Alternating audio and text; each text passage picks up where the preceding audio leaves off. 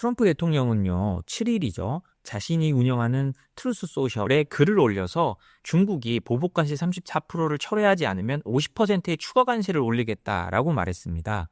트럼프 대통령이 중국에 그 상호 관세 34%를 더하니까 중국이 또 그에 맞서서 또 34%를 한 거거든요. 그래서 트럼프 대통령이 그럼 50%라고 말을 한 겁니다. 그 트럼프 대통령은요, 트루스 소셜 글에서요, 그동안 비통화성 관세, 그러니까 비공식적 무역 장벽 같은 걸 말하는 겁니다. 그리고 불법적인 기업 보조금, 장기적인 환율 조작 등 다양한 방식으로 중국이 미국을 상대로 무역을 남용했다라고 주장하면서요. 중국이 34% 관세 인상을 철회하지 않을 경우 미국은 4월 9일부터 중국에 대해 추가로 50%의 관세를 부과할 것이라고 발표를 했습니다. 50%의 관세를 추가로 발표하면요. 지금까지 트럼프 대통령이 취임해서 10% 두 번을 매겼고 이번에 34%를 했기 때문에 총 54%입니다. 거기다가 50%에 더가면 총 104%의 어마어마한 관세가 부과되는 거거든요. 사실 이 정도 되면요. 아무리 물건을 싸게 잘 만드는 중국이라고 할지라도 버텨내기가 쉽지 않습니다. 물건값이 2배가 오르니까요. 그러면 중국이 아무리 그동안 미국을 상대로 이 무역전쟁을 준비했다고 하더라도 버거울 수밖에 없습니다. 트럼프 대통령이 취임 전에 월스트리트 저널 기자들하고 밥을 먹으면서요. 월스트리트 저널 논설위원들이 물어봤습니다. 양안전쟁이 있을 때 어떻게 할 거냐. 양안전쟁이 있을 것 같으면 이라고 하니까 트럼프 대통령은 200% 관세를 매기겠다 그랬거든요.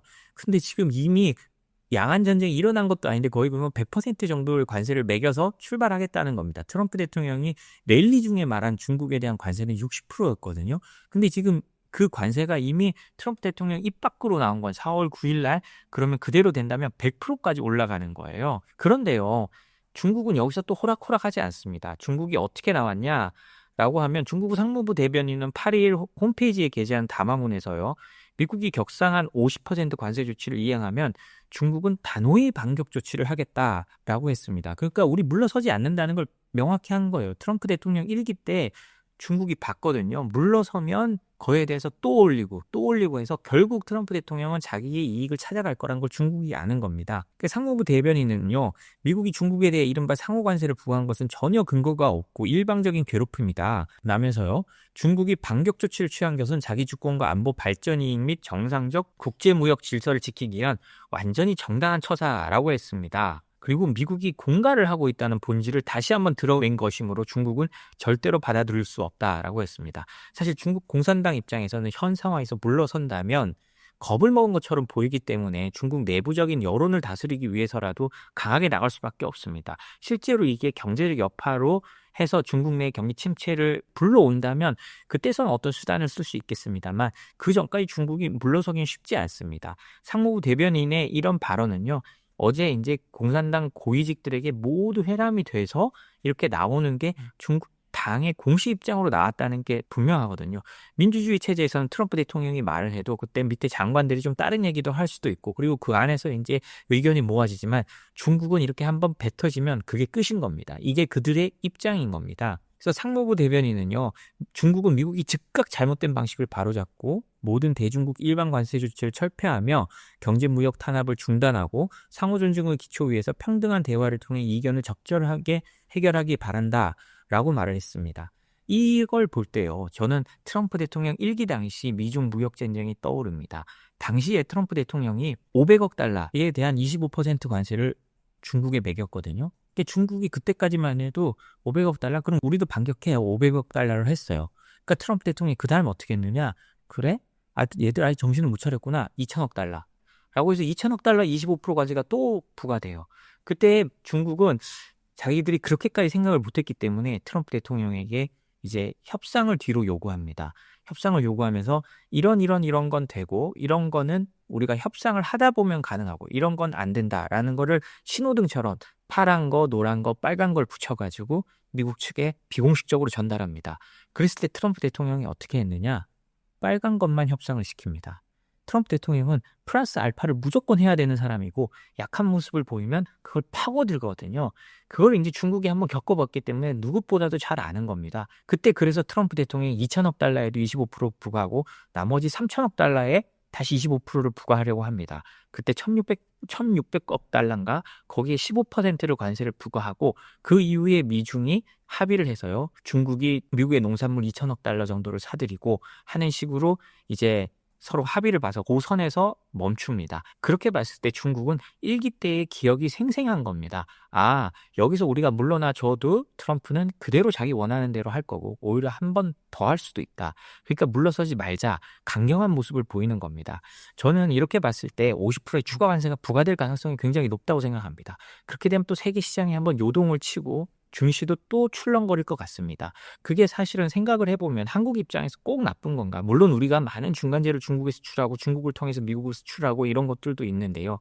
어떻게 생각하면 한국의 기업들이 중국에서 빠져나와서 또 다른 지역으로 옮겨가고 아니면 한국 안으로 들어오게 될 수 있는 가능성도 이번에 좀 생길 수 있다는 생각은 들거든요. 한국이 또 여기서 25% 우리가 미국에 상호 관세를 만했지만 그걸 또 우리가 협상을 통해서 얼마큼 낮출 수 있느냐도 또 그런 한국의 리쇼어링에 또 도움이 될 수도 있는 그런 상황이 올 수도 있다는 생각은 듭니다. 어찌됐든 이런 미국이 중국에 100% 넘는 관세를 매기는 건요. 사실은 중국 상무부의 반응을 봤을 때는 상당히 가능성이 있는 일이라고 생각됩니다. 당장 9일부터 중국에 100% 넘는 관세가 부과될 수 있습니다. 여기다가요. 이 100%가 끝이 아닙니다. 트럼프 대통령은요. 또 베네수엘라산 석유를 산 나라에는 25% 관세를 부과한다고 했거든요. 근데 베네수엘라산 석유를 가장 많이 사가는 나라가 어디냐? 중국입니다. 그럼 현재 104%인데요. 거기 25%가 만약에 더 떼진다고 하면요. 130%가 중국에 가해지는 겁니다. 이런 식으로 하나하나가 늘어나고 또 혹시 러시아가 협상에 잘 응하지 않아서 러시아에 또 러시아산 석유를 사는 나라에 추가 관세가 간다. 그렇게 하면 또 중국에 그 러시아산 석유를 산다는 이유로 또 25% 50%의 관세가 더해지고 이란산 석유를 산다는 이유로 또 관세가 더해진다면 중국에 기하급수적인 관세가 쌓여갈 수 있는 겁니다. 그래서 우리가 이 점 되게 잘 봐야 되는데요. 중국도 이제 그렇게 되면 2판 4판으로 나오겠죠. 중국 입장에서는 이제 말로 하지 않는다는 걸 안다. 그럼 우리도 행동에 나서겠다라고 하면서 히토류부터 시작해서 꽉꽉 조우기 시작할 겁니다. 그러면 가장 고통스러운 상황에서 서로 나중에 협상점을 찾게 될 텐데요. 제가 생각하기에는 거기서 협상점을 찾아도 기존에 부과된 관세나 이런 게 많이 낮아지진 않을 것 같습니다. 왜냐? 트럼프 1기 시절에도 그랬거든요. 기존에 협상점을 찾았어요. 미중 무역 대결에서 협상점을 찾고 중국이 미국산 농산물이나 이런 거를 대거 수입하기로 했지만 그 전에 부과된 관세는 그대로 뒀습니다. 104%, 120%, 150%의 관세가 부과됐으면 이건 너무 높기 때문이긴 하지만 내린다고 해도 초기에 부여드렸던 50% 혹은 거기서 뭐 베네수엘라산 석유를 산다고 해서 아니면 뭐 70% 이런 관세는 그대로 남아 있을 수 있거든요. 그러니까 중국이 세계 최대의 생산 기지이긴 하지만 중국에서 조립해서 미국과 유럽으로 수출하는 그런 계획은 상당히 틀어질 가능성이 높습니다. 미국은 중국에 대해서 104% 관세를 9일부터 발효하겠다는 걸 명확하게 했습니다. 지금까지 트럼프 행정부 들어서 10%를 두 번 한 다음에요. 이번에 상호관세 발표할 때 34%를 했고 그러자 중국이 34%의 보복 관세를 매기니까 트럼프 대통령이 그럼 50%라고 해서 총 104% 관세가 된 겁니다. 근데 이거를 연기하겠다는 얘기가 계속 나오니까요. 백악관이 명확하게 했습니다. 백악관은요. 트럼프 대통령의 대중무역 압박 강화 조치로 9월 1일부터 중국산 수입품에 총 104%에 이르는 관세가 부과된다고 명확히 밝혔습니다. 캐롤라인 레빗 백악관 대변인은요. 이날 브리핑에서 트럼프 대통령이 언급한 50%의 추가 대중관세도 포함돼 내일부터 시행된다라고 말을 했습니다. 레빗 대변인은요. 중국의 보복 조치는 실수라며 미국은 맞으면 더 세게 받아친다. 이것이 104% 관세를 시행하는 이유라고 설명했습니다. 이는 트럼프 대통령의 기존 대중 전략인 힘에는 더 큰 힘으로라는 방식을 그대로 따르는 강경 대응이라고 하는데요. 오늘 이렇게 그 여러 보도가 나오는 걸 보니까 중국에서는 이에 맞서는 6가지 시나리오를 마련해 놓고 대응 중이라고 합니다. 일단 중국은 상무부 대변인부터 모두가 우리는 쉽게 물러서지 않을 거다라고 했으니까 여기서 협상을 하더라도 미국이 50%의 추가 관세를 실제로 매기면 그에 대해서 바로 응전할 가능성이 높습니다. 그러면서 히토리를 줄이고 미국이 가장 아파할 곳들에 이제 관세를 부과한다는 건데요. 그러다 보니 어떤 일이 생기느냐? 마이크로소프트의 중국 합작법인이요. 지정학적 변화를 이유로 중국 내 사업을 종료하고 직원 2,000명을 해고했다고 합니다. 마이크로소프트마저도 중국에서 활동하기 어려운 거죠. 사실 중국은 이미 윈도우가 아닌 자체 OS를 대거 채택하기 시작했는데요. 이런 걸 보면 그 마이크로소프트 자체도 이제 그 살아남기가 어려운 상황으로 가고 있습니다. 아예 이제 시스템조차 달라지고 있는 건데요. 마이크로소프트와 상하이 지역 파트너들이 설립한 미국계 합작 법인인 위크리소프트가 중국에서 마이크로소프트와 연계된 모든 프로젝트를 전면 중단하고 이에 따라 2,000명 규모의 감행을 단행한 것으로 나타났다고 합니다. 사우스차이나 모닝포스트의 보도에 따르면 이번 조치는 중국 현지 언론 보도 및 해고 통보를 받은 일부 직원들의 증언을 통해서 확인됐고요.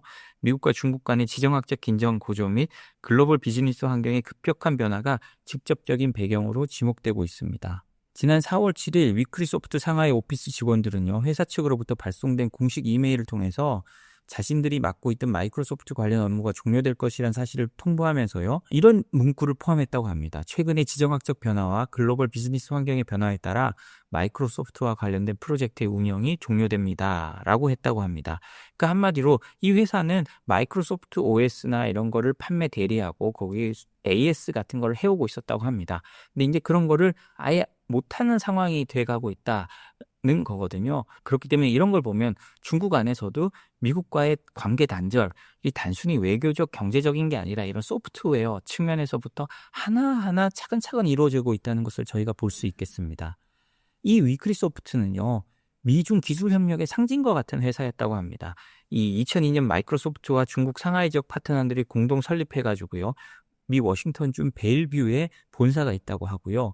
그래서 이미 20년 이상 중국에서 그 활동을 영위해온 회사였잖아요.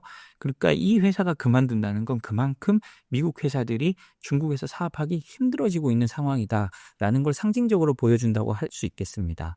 그런데요, 마이크로소프트는요, 이 같은 보도에 대해서요, 위크리소프트가 정리를 하지만 마이크로소프트 자체가 중국 내 사업 철수를 하는 건 아니다라고 밝혔습니다. 마이크로소프트 대변인은요, 차이나 데일리에 보낸 성명을 통해서요, 마이크로소프트가 중국에서 운영을 중단할 것이라는 보도는 사실이 아니다라고 하면서요, 위크리소프트에 대한 운영에 대한 문의는 위크리소프트에 물어보라라고 했다고 합니다.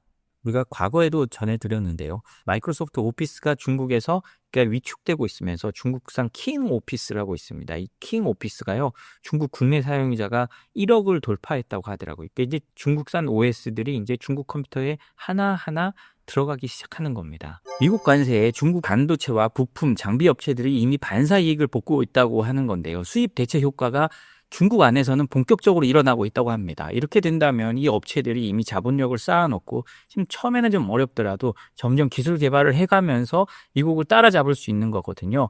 이것 때문에 중국 내 네티즌들이나 이런 사람들은 트럼프 대통령을 제2의 건국 아버지라고 약간 조롱성으로 말하기도 합니다. 트럼프 대통령의 정책 때문에 중국이 따라잡을 수 있는 길이 열렸다는 거죠. 딥시크가 전형적인 그런 거 아니겠습니까? 그런 것처럼 이제 그게 반도체와 부품, 장비 업체 등 이제 소부장부터 시작해서 중국이 지금까지 약하다고 생각했던 것부터 이미 치고 올라가기 시작했다라는 게 일단 실적으로 좀 보여지고 있다는 건데요. 고출력 센서 칩을 생산하는 수저우의 에버브라이트 포토닉스라는 회사는요, 미국산 센서 제품에 비해 공급 불확실성이 적다는 점이 부각되면서요, 트럼프 행정부의 그 관세 부과가 발표된 이후에 주가가 좀 계속 오르고 있습니다. 가전 및 자동차용 반도체를 생산하는 칩스 테크놀로지스도요, 최근 중국 내 국내 수요 유입에 따라서요, 주가가 4%, 5%씩 계속 오르고 있다고 하고요. 방수 소재 전문 기업인 마이크로벤트, 이건 고어텍스와 비슷한 거를 만드는 건가 봐요. 근데 미국의 고어사로부터의 수입이 상당히 어려워지잖아요. 지금 트럼프 대통령이 중국에 대해서는 처음에 이제 50% 해서 104%다 거기다 또 더 얹어져서 120%가 넘는 관세가 매겨지기로 했고요. 그러다 보니까 이 고어텍스 같은 것도 이제 섬유 제품 같은 거는 더더욱 쓰기가 어려워지는 겁니다. 이런 거는 가격에 더더욱 민감하니까요. 그래서 관세 부과에 따라 상대적인 경쟁력이 커지면서요, 이 방수 소재 전문 기업인 마이크로벤트의 주가도 꾸준히 오르고 있다고 합니다. 가장 극적인 사례가요, 중국 반도체 장비 업체인 나우라 테크놀로지 그룹이라고 하는데요. 올해 1분기 매출이 89억 8천만 위안으로 순이익은 17억 4천만 위안, 전년 동기 대비 각각 51에서 53% 증가했다고 합니다. 매출은 1조가 넘었고 순이익은 3천억이 넘은 거거든요. 그런데 이렇게 되면 나우라의 작년 기준 전 세계 반도체 장비 중 매출은 6위고요. 전 세계 10대 장비 업체 중 유일한 중국 기업이라고 합니다. 그만큼 중국이 하나하나 밟아가고 있다는 게 여기서 보이고요. 이제 이렇게 관세 전쟁이 더 심해지면 이 나우라 테크놀로지 그룹의 실적은 더 좋아질 가능성이 높습니다. 명확한 게 하나 있는데요. 돈을 벌면 거기에 맞춰서 그리고 인재들을 투자하면 기술은 따라잡을 수밖에 없다는 겁니다. 특히 중국은 인재가 많잖아요. 미국은 전 세계에서 인재들이 공부하러 와서 미국에 남아서 기술 개발을 하지만 중국은 이제 자체적으로도 최고급 인재들을 길러내고 있습니다. 그러다 보니까 중국이 미국에 결코 뭐 완전히 앞서지는 못하겠지만 결코 떨어지지 않거든요. 비유를 해보면 미국은 포르쉐 같은 겁니다. 비싼 걸로 최고급을 써가지고 이제 잘 만드는 거죠. 뭐 연비 이런 거 생각하지 마라. 돈 생각하지 말고 최고급을 만들어라. 라는 게 미국이라면요. 중국은요. 뭐 어떻게 생각하면 우리 현대차 같은 걸 수도 있습니다.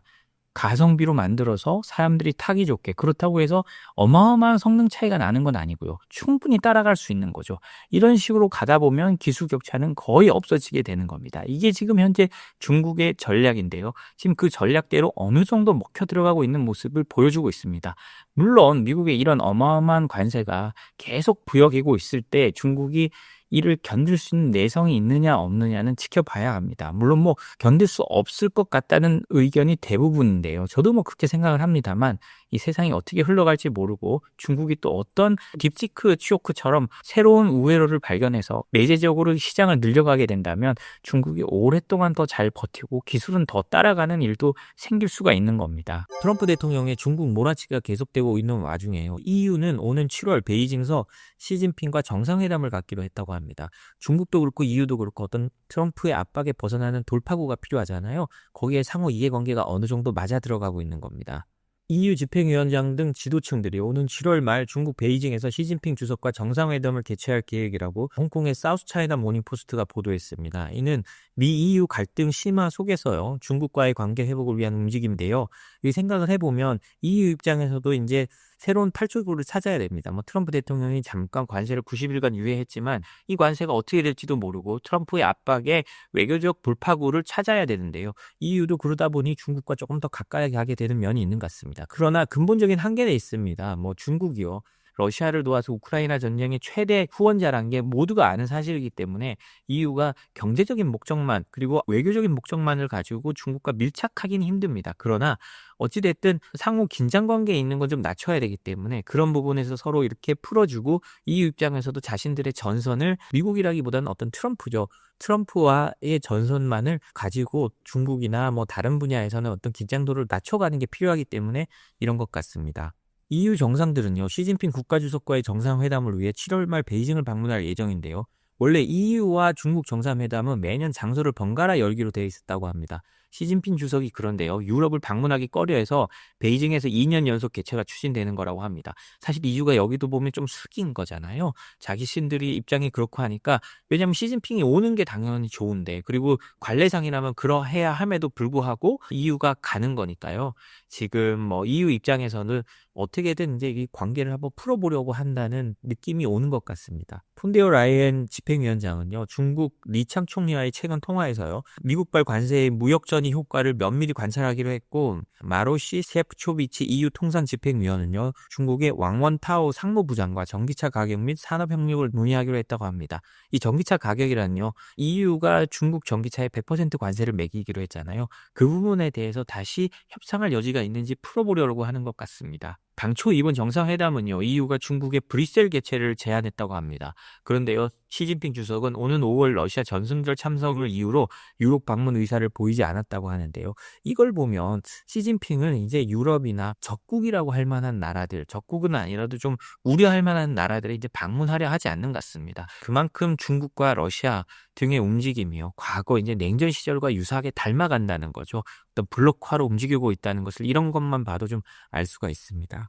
그리고 EU는요, 최근 뭐 미국과의 관계가 악화되면서요, 중국의 인권 문제 등의 과거의 비판적인 입장에서도 좀 유연한 태도를 보이고 있다고 합니다. 일단 비판의 수위를 낮추고 전선을 이제 좀 더 한쪽으로 몰아가는 거죠. 그래서 프랑스, 스페인 등 유럽 주요국 정상들도 잇따라 베이징을 방문하거나 베이징을 방문할 예정이라고 합니다. 중국은요, 시진핑 국가주석이 왜 그런지는 모르겠지만 사실은 뭐 더 만나고 싶지 않은 게 크겠지만요, 정상급 외교가 아닌 총리급 회담을 선호하고 있다고 합니다. 그러나 EU는 시 주석의 직접 참석을 기대하고 있다고 하는데요. 만약에 이번에 EU의 정상들이 갔는데 시 주석이 나오지 않는다, 그럼 완전히 홀대하는 거죠. 이건 또 다른 뉴스가 될 겁니다. 그때 되면 이제 세계가 완벽하게 갈려가는구나 라는 걸 알 수 있는 새로운 신호탄이 될 거라고 저는 생각을 합니다.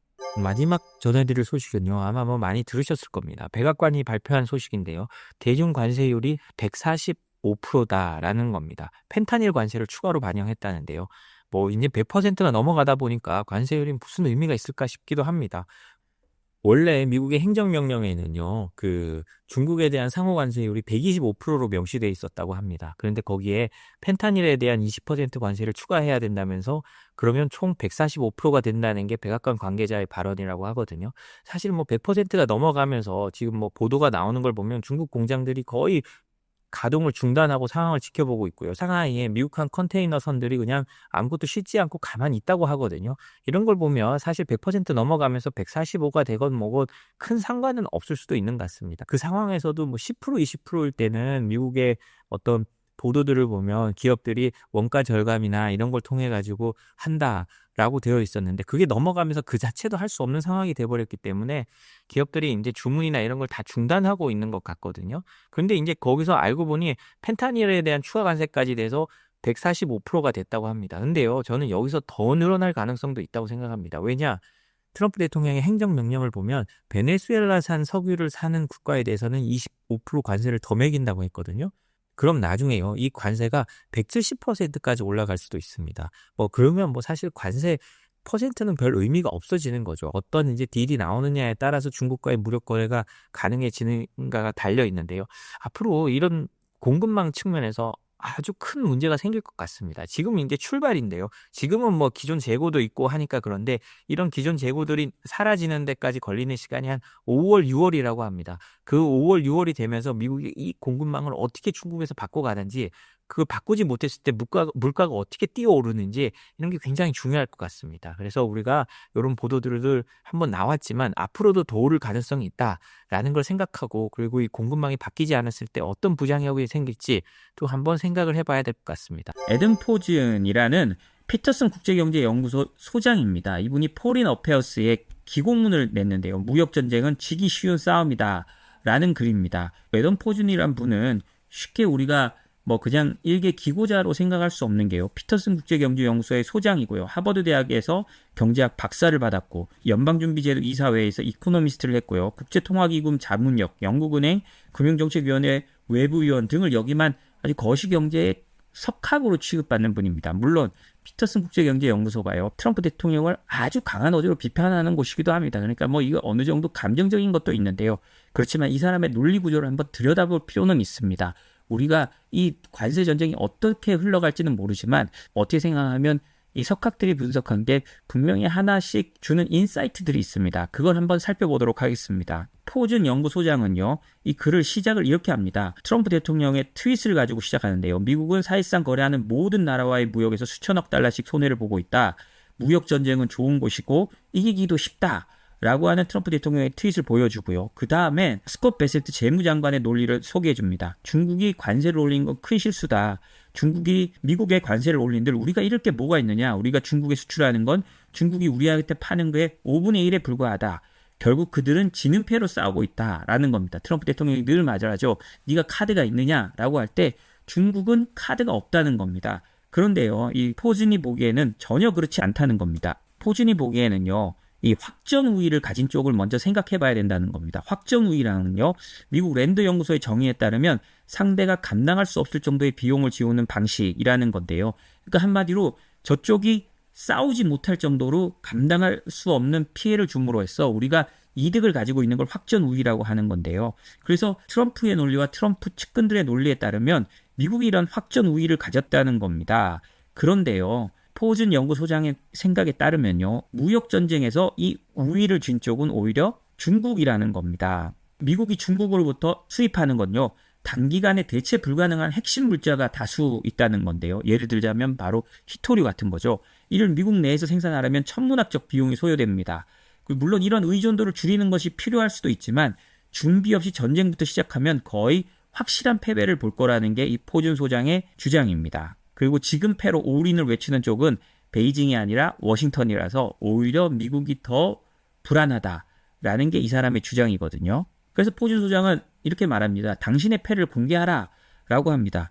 그러면서 무역전쟁은 양쪽 모두가 피해를 입는 싸움이라서 경제가 필요하고 소비자와 기업이 비용을 감수하고서라도 사고자 하는 것에 대한 접근을 서로 차단하는 행위라서 실제 전쟁이 그렇듯 무역전쟁도 공격자의 본토와 병력을 위험에 빠뜨리는 파괴적 행위다라는 겁니다. 일단 미국이 시작했지만 이거는 미국도 일단 공경에 빠뜨리는 파괴적 행위라는 거고요. 그리고 베센트가 우리가 카드가 있다고 하는 건 포커에 비유한 건데 실제로 포커는 제로섬 게임이고 네가 이기면 내가 진다 이런 거지만 무역은 포지티브 게임이라는 겁니다. 실제로 너도 잘 되고 나도 잘 되고 할 수 있는 게 무역이라는 거거든요. 그렇기 때문에 일단 아예 기본적인 전제부터 틀렸다라는 게 포준의 생각입니다. 그리고요, 트럼프 대통령은 자기들이 무역 적자를 많이 보고 있고 미국이 더 많은 물건을 사고 있기 때문에 오히려 유리하다고 생각하지만요, 포준의 생각에서 이건 오히려 반대로 생각해야 된다는 겁니다. 무역 수지만 놓고 보더라도요, 적자국, 그러니까 미국보다 흑자국이 손해가 적다라는 겁니다. 왜냐하면 중국은 수출 기회를 잃는 것뿐이지만 미국은 실제로 필요한 물건을 잃는 것이기 때문이라고 합니다. 그는 대체 가능하지만 저렴한 반도체나 필수 약품 같은 실물은 쉽게 대체할 수 없다는 겁니다. 이 점에서 트럼프 행정부와의 생각이 큰 차이가 있는데요. 트럼프 행정부는 그럼 딴 데서 사면 되지, 우리가 굳이 중국에서 사야 되느냐라는 거지만 포준의 생각에선 이렇게 쉽게 바로 옮길 수 있는 게 아니다. 네가 준비 없이 했기 때문에 이거 이렇게 쉽게 옮길 수 없고 분명히 공급망에 무리가 가고 문제가 생긴다라는 측면에서 여기서 갈라지고 있는 겁니다. 무역 흑자국하고 적자국이 이렇게 무역 전쟁을 했을 때 누가 더 유연한가를 따져보자는 거죠. 그러면 호준이 생각하기에는 중국처럼 무역 흑자가 많은 나라들은 통상 저축이 투자보다 많다고 합니다. 그래서 일단 가게에 쌓여있는 돈이 있기 때문에 수출이 줄어들어도 내수로 대체 가능하고요. 다른 나라의 새로운 수출 시장을 찾는 것도 비교적 수월하다고 합니다. 그리고 그 나라 안에서 필수 물자 부족 사태는 발생하지 않는데요. 반면 미국에서는 어떻게 되느냐? 국내에서 생산하지 않는 제품을 외국에서 어떻게든 사들여야 됩니다. 그러면 관세가 올라가면 가격이 급등하거나 공급이 끊겨요. 왜냐하면 미국 안에서는 만들지 못하기 때문이죠. 그리고 특정 지역, 산업, 가정에 큰 충격을 줍니다. 예를 들자면 의약품, 차량용 반도체, 히토류 이런 데서는 벌써 문제가 생기고 있죠.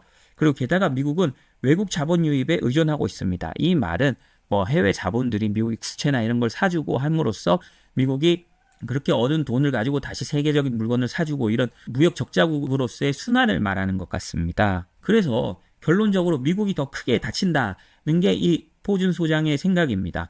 트럼프 행정부가 추진하는 중국에 대한 100% 이상 관세는요, 사실상 전면적 무역 전쟁이고요.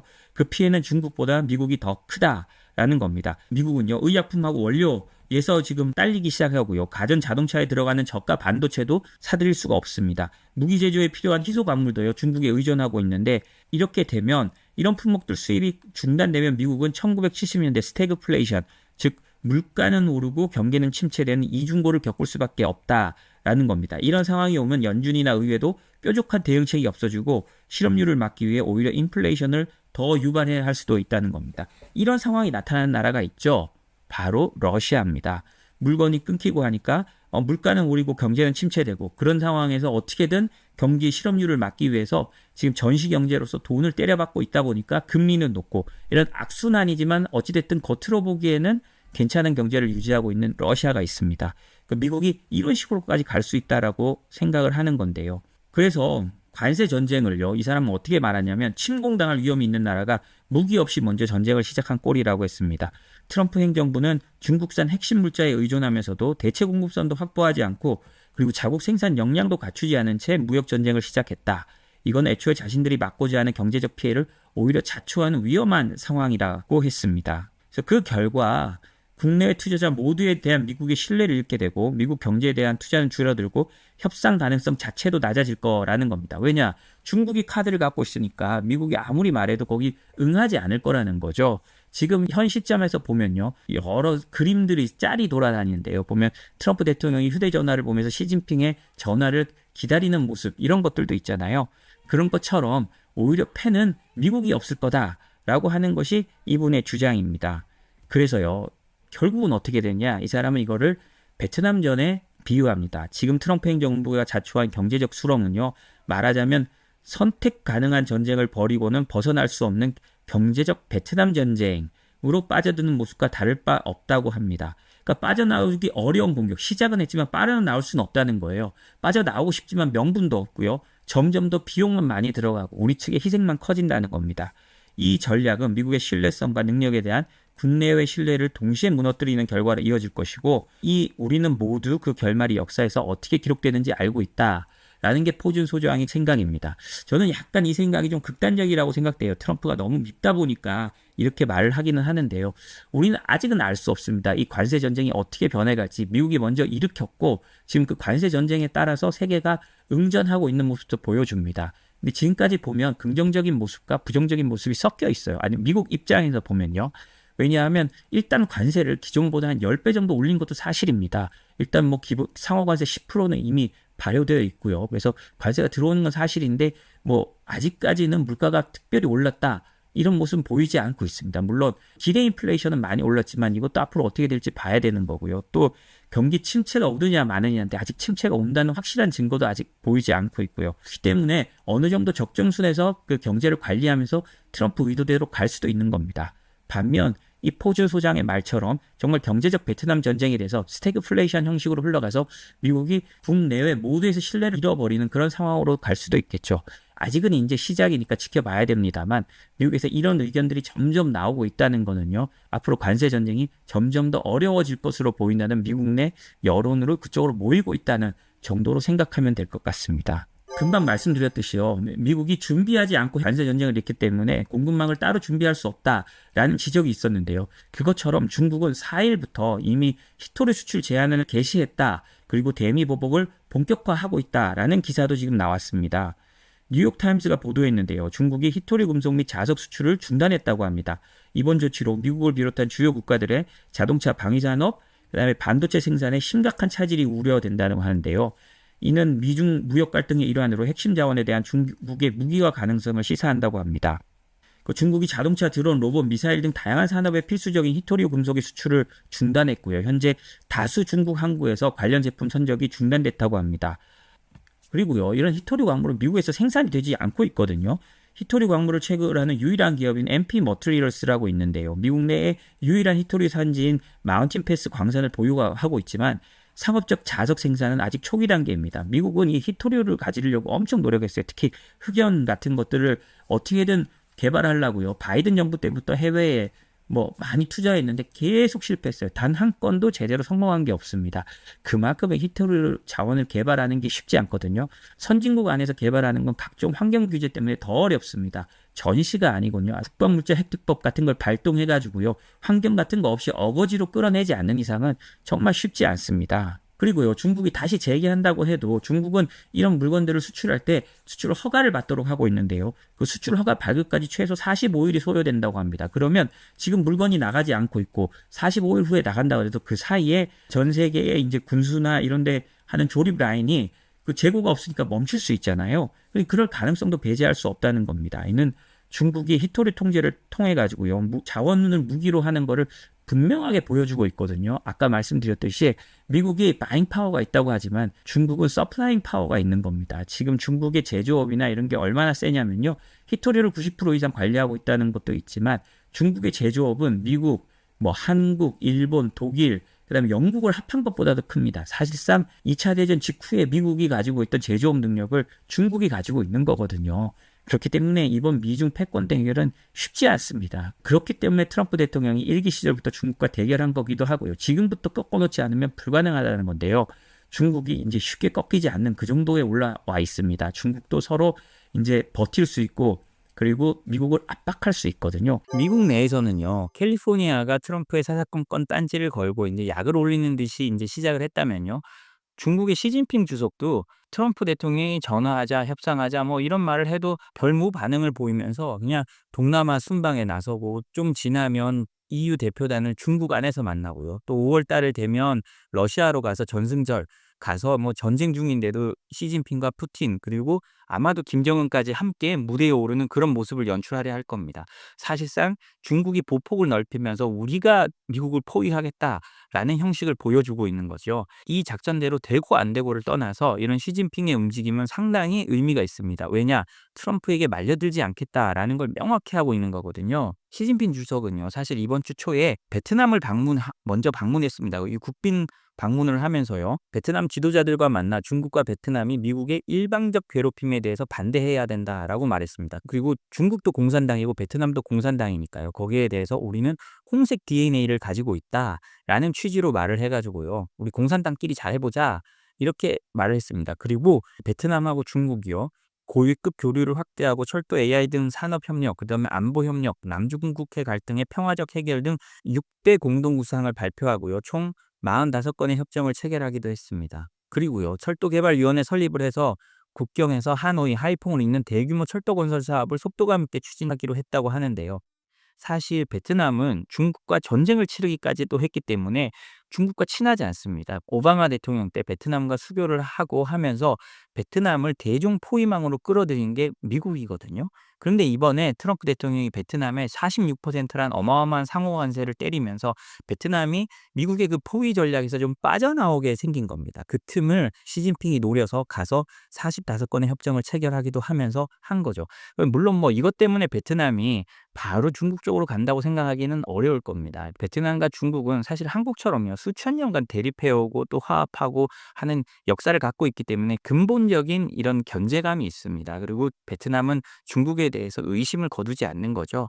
그렇기 때문에 이게 뭐 바로 시진핑의 의도대로 된다고는 볼 수 없겠습니다만 중국이 베트남에 손을 내밀면서 서로 함께 하자라고 내밀고 중국이 이제 포위망을 짜가고 있다라고 볼 수 있는데요. 그 다음에 시진핑 주석이 간 게 이제 말레이시아입니다. 말레이시아에 대해서도요. 트럼프 대통령이 24%의 상호 관세를 부과했거든요. 그래서 시진핑 국가주석은요. 지난 16일 말레이시아 푸트라자야에서요. 그래서요. 시진핑 주석은요. 지난 16일 말레이시아 푸트라자야에서요. 안와로 이브라힘 말레이시아 총리와 회담을 했는데요. 그 자리에서 양국 관계를 전략적 수준으로 격상하면서 연대 강화를 약속했답니다. 그리고 시 주석은 말레이시아와 관계가 새로운 황금기에 접어들었고 지역 안정과 변형에 기여할 것이라고 발언했다고 하는데요. 그러니까 안와르 총리는 중국은 말레이시아의 가장 중요한 무역 파트너라고 하면서요. 말레이시아는 중국에 흔들리지 않는 친구이고 일방적 관세 부과는 지지하지 않는다라고 했습니다. 말레이시아와 베트남이 이렇게 커간 이유고 그리고 무역을 잘 하는 이유는요. 미국이 트럼프 1기 때부터 그리고 바이든 정부 때 쭉 이어지면서 중국을 포위하기 위해서 중국에 관세를 부과하고 중국을 압박하니까 중국 기업들이 베트남, 말레이시아, 캄보디아 이런 데로 많이 옮겼습니다. 그러면서 여기서 생산한 것들을 이제 미국으로 수출하는데 미국이 그것마저 보고 있지 않겠다고 하면서 이번에 관세를 대규모로 부과한 거거든요. 그렇기 때문에 사실 이 때문에 말레이시아와 중국이 어느 정도 공유하는 이익은 있을 겁니다. 그런데요, 우리가 여기서 명확하게 생각해야 될 거는요. 중국이 말레이시아에 물건을 사주거나 말레이시아에 돈을 벌어주지 못한다는 겁니다. 말레이시아 입장에서는요. 당연히 외교적으로 중국과 같이 하는 모습을 보이고 있지만 말레이시아 물건을 중국에 팔아서 말레이시아가 크게 이득 볼 게 많지 않은 거예요. 패권국이 되려면 패권국이 손해를 봐줘야 되는데 중국은 사실 그러기가 쉽지 않고 중국의 물건 밀어내기가 바쁜 거죠. 그래서 이게 근본적으로 중국과 함께 가기는 쉽지는 않은 구조입니다. 그러나 시진핑은요. 트럼프 대통령의 이런 일방적인 관세 부과에 반발해서 다른 나라들을 이제 하나하나 모아가면서 자기 쪽을 조금이라도 늘리려고 노력 중인 거죠. 그리고 이런 것들이 앞으로 어떤 구조를 만들고 어떻게 변형돼 갈지 우리가 잘 지켜봐야 할 것 같습니다. 중국 정부가 미국과의 무역 갈등에 대해 총 7종의 중히토류 수출을 사실상 중단하면서요. 글로벌 자동차 산업과 의료 공급망에 심각한 영향을 끼칠 수 있다는 우려가 제기됐습니다. 이거는 파이낸셜 타임즈가 한 건데요. 이 중히토류는 전체 희소류 원소 중에서도요. 원자 번호가 상대적으로 높은 원소분을 지칭하는데 이게 첨단 소재에서는 가장 중요한 거라고 합니다. 예를 들자면 사마리움, 가돌리늄, 테르비움 뭐 이렇게 좀 어려운 이름들의 광석들인데요. 코발트 자석, 조영제, 형광제, 그다음에 전기차 모터, 방사선 치료제, 항공기 부품용 합금 등등에 사용된다고 합니다. 중국 정부는 이들 품목이 이중 용도 물품이라면서요. 수출을 위해서는 특별 허가가 필요하다고 했는데요. 여기서 나옵니다. 이중 용도 품목이란 거는 산업에도 쓰이지만 군사용으로도 쓸 수 있다라는 겁니다. 그걸 명분으로 지금 조우고 있다는 거거든요. 그런데요. 대부분의 자동차 기업들은 이런 필요한 히토류 자석을 한 2-3개월치만 비축하고 있다고 합니다. 이런 히토류가 있어야 그 전기차에 들어가는 자석을 만들 수 있는데 2-3개월치라면 앞으로 한 3개월 뒤면 여기에 대한 공급 부족이 바로 나타날 수 있다는 거거든요. 근데 문제가 있습니다. 이 3개월 뒤는 중국이 굉장히 특정 시점과 맞추려고 하는 것이 있을 수 있습니다. 언제냐? 트럼프 대통령이 관세를 90일간 유예했잖아요. 이 관세 유예가 끝나갈 때쯤 되면 이런 히토류 재고도 바닥나간다는 겁니다. 그러면 트럼프 대통령이 이 관세를 어떻게 하느냐에 따라서 중국은 계속 이 수출 통제를 하느냐 마느냐를 결정하면서 트럼프를 애먹이고 힘들게 할 수 있는 겁니다. 한 제조사 고위 임원은요, 이번 사태의 심각성을 1등급부터 10등급 중 7에서 8등급으로 평가했고요. 테슬라를 포함한 대부분의 업체가 영향을 받을 것이라고 했습니다. 그런데 이건 뭐 꼭 자동차뿐만이 아니죠. 이 항공기 부품이 제대로 못 만들어진다면 전 세계를 날고 있는 항공기에도 영향을 끼칠 수 있는 겁니다.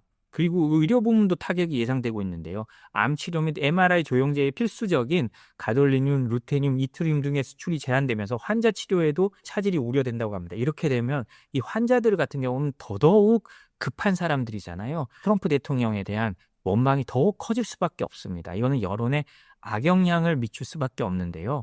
상하이의 의료용 히토류 수출 기업들은 지금 수출을 전면 중단했고요. 청두나 다른 데 기업들도 해외 판매가 불가능할 것이라는 식으로 응대하고 있다고 합니다. 그리고 의료용에 쓰이는 히토류를 보면요. 미국 지질조사국에 따르면 2022에서 2023년 미국에 수입된 이트리움 화학물의 93%가 중국산이었다고 하니까요. 사실상 중국이 끊으면 미국이 끊어지는 겁니다. 이런 걸 뭐 딴 데서 대체제를 찾는다고 하지만 이런 히토류 광산은 찾기도 어렵습니다. 그리고 해외에 있는 히토류 광산도 중국이 대부분 관리하고 있거든요. 그렇기 때문에 이게 어떻게 될지 모르는 겁니다. 미국 입장에서는 더더욱 괴로운 상황을 맞을 수 있는 거죠. 중국이 이제 본격적으로 반격을 시작하고 있는 겁니다. 올 초 기사입니다. 이게 미중 무역 전쟁을 염두에 두고 트럼프 대통령이 취임 직전에 나온 기사인데요. 다시 한번 저희가 소개하겠습니다.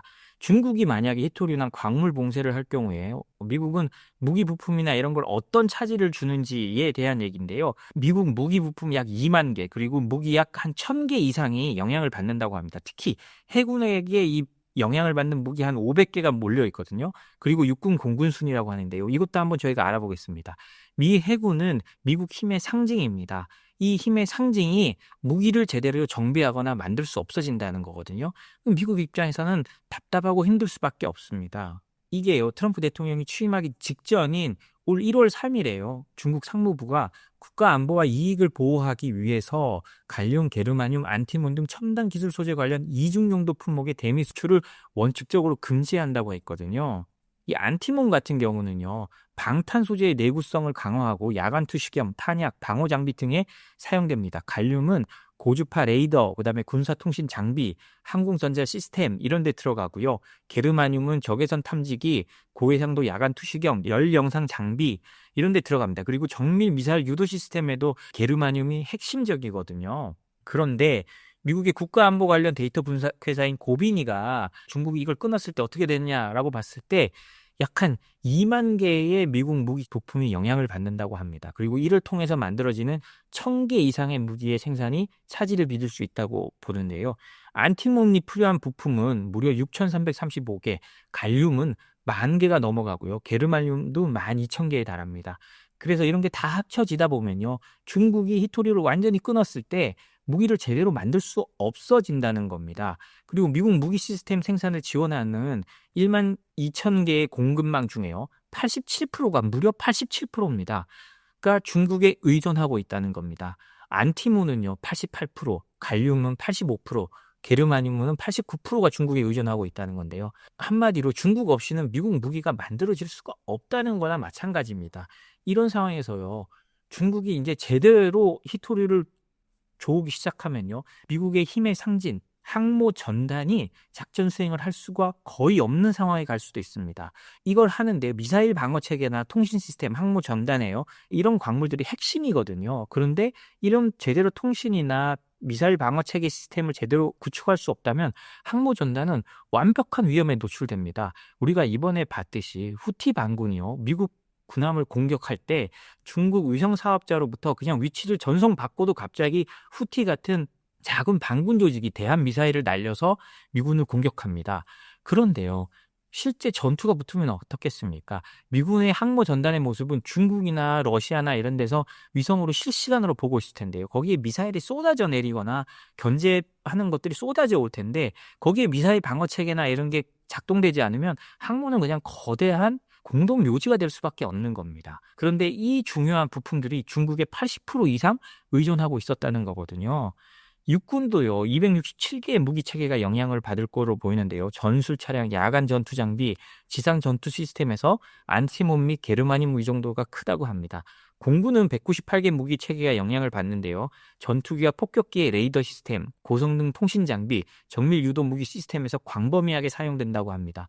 이런 걸 보면 미국이 그동안 너무 중국에 의존적이었던 거예요. 이런 공급망을 차근차근 해놨어야 되는데요. 그걸 안 한 거죠. 사실 트럼프 대통령이 하는 정책이 과격해서 그렇지 그 의도나 목표는 충분히 저는 이해할 만한 거라고 생각합니다. 사실 그 전에 대통령들이 너무 이거를 풀어준 면이 있는 거죠.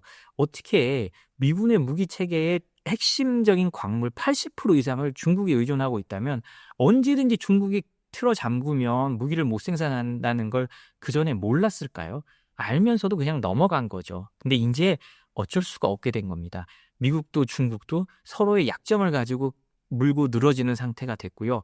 저는 물론 미국이 이 경쟁에서는 우위라고 생각합니다. 왜냐? 미국이 바잉 파워가 있고 여전히 기술도 압도적이니까요. 그렇지만 중국도 만만치 않다는 얘기를 드리는 겁니다. 제가 저번에도 말씀을 드렸지만 이 전쟁에서요.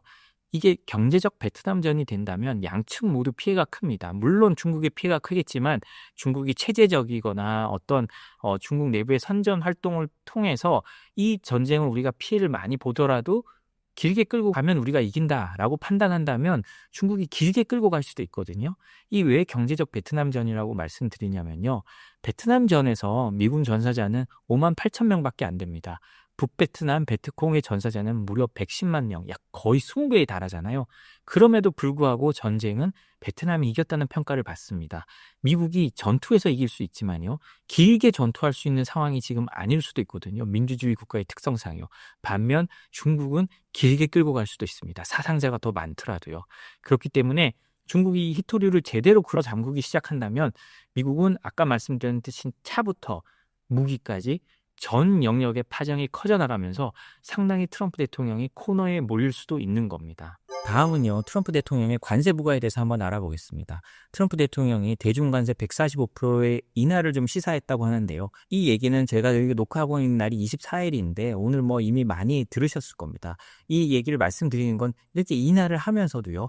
실제로 얼마나 미국이 각종 예외 조건을 통해서 상호관세 예외를 설정하고 있는지를 보여드리기 위한 겁니다. 트럼프 대통령이 굉장히 강경하게 나가고 있지만 그리고 강경하게 나가는 것처럼 보이지만 빠져나갈 구멍을 30% 이상 만들어 놨다는 겁니다. 그 소식 한번 전해드리겠습니다.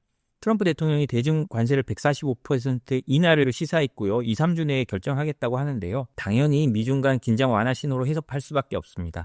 경제계에서는요. 이와 같은 조치가 트럼프발 국제통상 분쟁의 전환점이 될 수 있다는 기대가 나오고 있는데요. 이거는요. 트럼프 대통령이 전날 월마트 등 소매회사 대표들하고 만난 자리에서 이대로 가면 한 2주 안에 매대의 물건이 비기 시작하고 이제 본격적인 공급망 문제가 생긴다라고 하니까 거기서 심각성을 깨달았다고 해요. 그러면서 트럼프 대통령의 말이 좀 달라지는데요. 트럼프 대통령은 고율 관세 조정에 대해서 중국에 달렸다라면서 협상의 여지가 있다라고 말하면서요.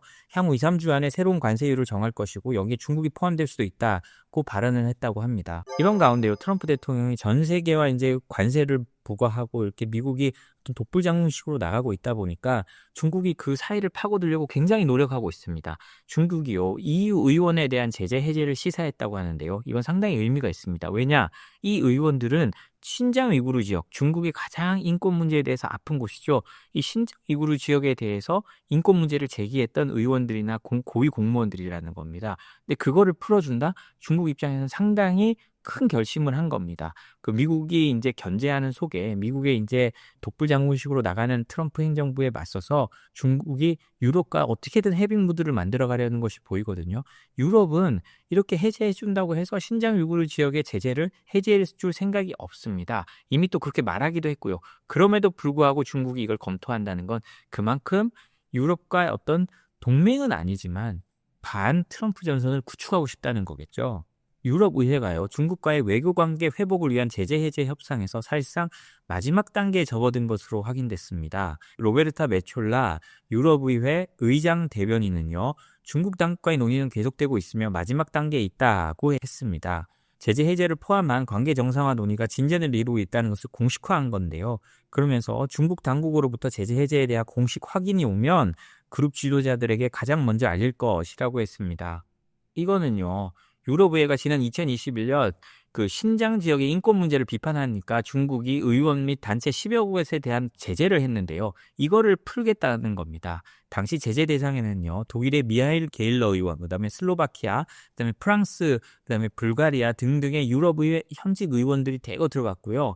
EU 인권 소위원회나 싱크탱크 및 연구자들도 포함되어 있었습니다. 이로 인해서요, 그때 이후에 유럽의회와 중국과의 외교적 접촉은 사실상 끝이 났다고 합니다. 거의 그 이후로 중국과 유럽의회는 교류를 안 했다는 건데요.